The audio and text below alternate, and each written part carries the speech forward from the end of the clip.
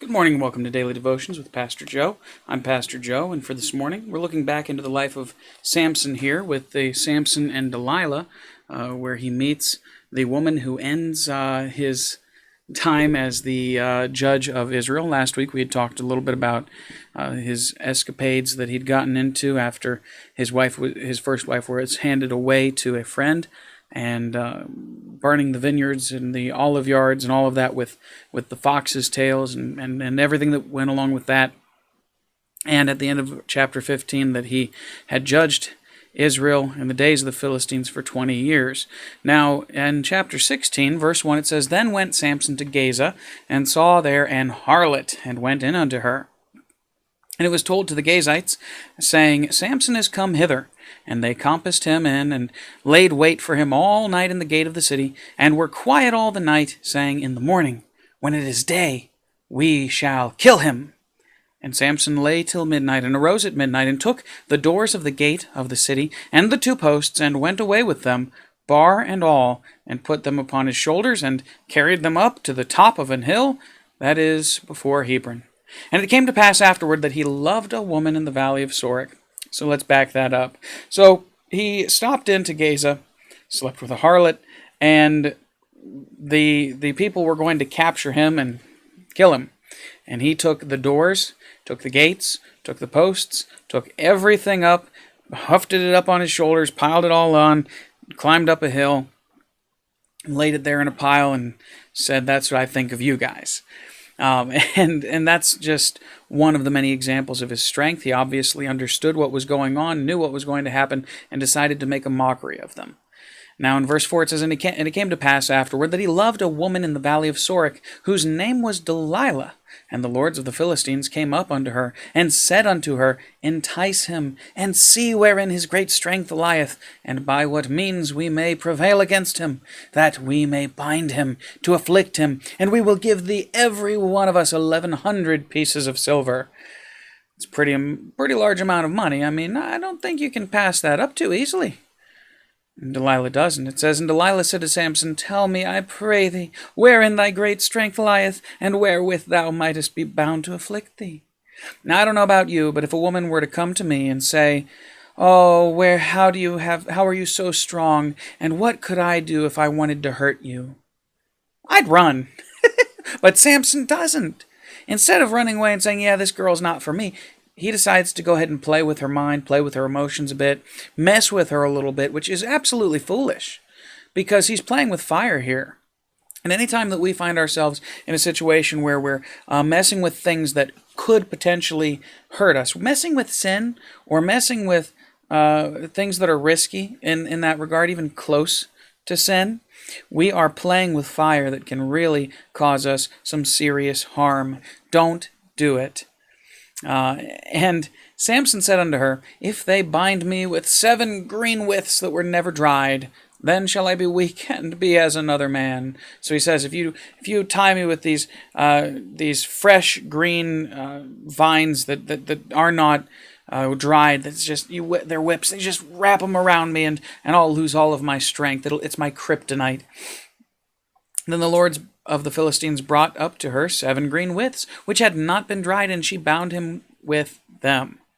Now there were men lying in wait, abiding with her in the chamber, and she said unto him, The Philistines be upon thee, Samson. And he brake the withs, and as a thread of tow is broken when it toucheth the fire, so his strength was not known. So his strength was beyond what they could compare. They couldn't even measure the strength by that. It was just as if you had a thread wrapped around him and it touched a fire. It was gone. And Delilah said unto Samson, this is the second time, Behold, thou hast mocked me and told me lies. Now tell me, I pray thee, wherewith thou mightest be bound. And I don't know about you, but regardless of how dumb I was the first time, I wouldn't be stupid enough, as Samson was here, to keep on toying with this. He saw that she did what he said would hurt him, and then called in his enemies against him, and they attacked.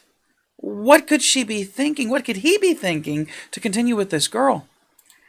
And he said unto her, If they bind me fast with new ropes that were never occupied, then shall I be weak and be as another man.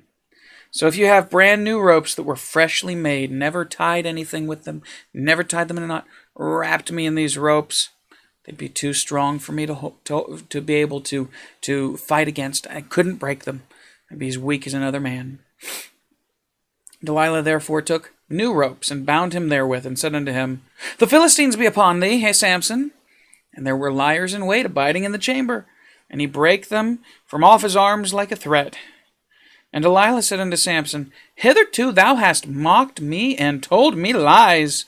Tell me wherewith thou mightest be bound. And he said unto her, If thou weavest the 7 locks of my head with a web. And she fastened it with the pin, and said unto him, The Philistines be upon thee, Samson. So in other words, if you weave these beautiful braids of hair together in a like you would weave cloth together, then I would be weak. She did it. This is the 3rd time that he said so, that she asked him, How can I hurt you? He says something. She does it.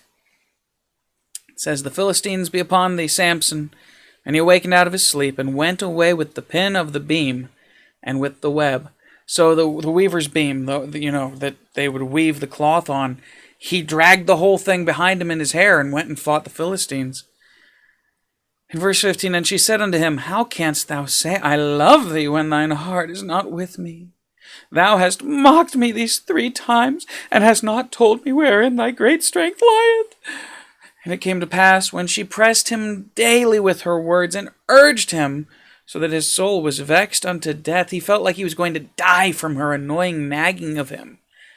I'm sorry, but if it got that far, why isn't he leaving? Why doesn't he get out of there?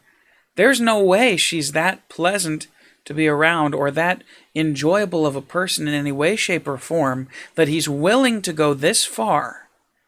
But for some reason, Samson was foolish, and he finally, not the 4th time, this was daily, after many days of her bothering him and pestering him and saying, You say you love me, but you won't tell me how to hurt you. and his soul is vexed unto death. In verse 17, that he told her all his heart, and said unto her, There hath not come a razor upon mine head, for I have been a Nazarite unto God from my mother's womb. If I be shaven, then my strength will go from me, and I shall become weak and be like any other man. And when Delilah saw that he had told her all his heart, she knew he was being honest this time.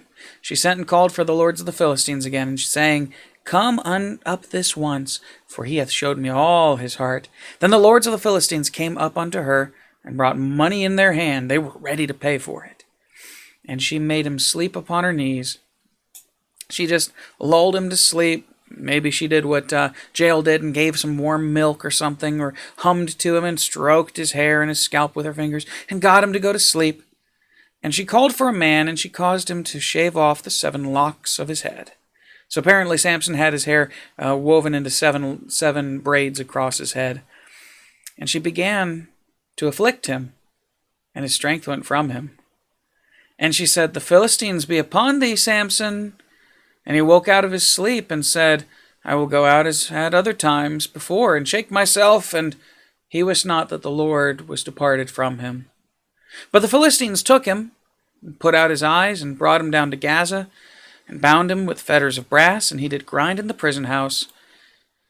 And that's the sad, sad place that we find Samson, and we're going to leave him there. Verse 22 says something a little bit more encouraging, but that's the sad place where Samson went, because he toyed with sin so long until he ran out of options. God was no longer with him. You see, Samson had toyed with messing with the dead animal of who knows, he perhaps had drank things of the vine at his wedding, and at other times, maybe even here. Maybe she'd gotten him drunk. We don't know. But we know that he messed around with people that he shouldn't. He definitely sinned and disgraced the Lord, and in many ways disgraced himself before the Lord. And then he's messing with this woman who actively seeks to hurt him, who asks him, How can I hurt you?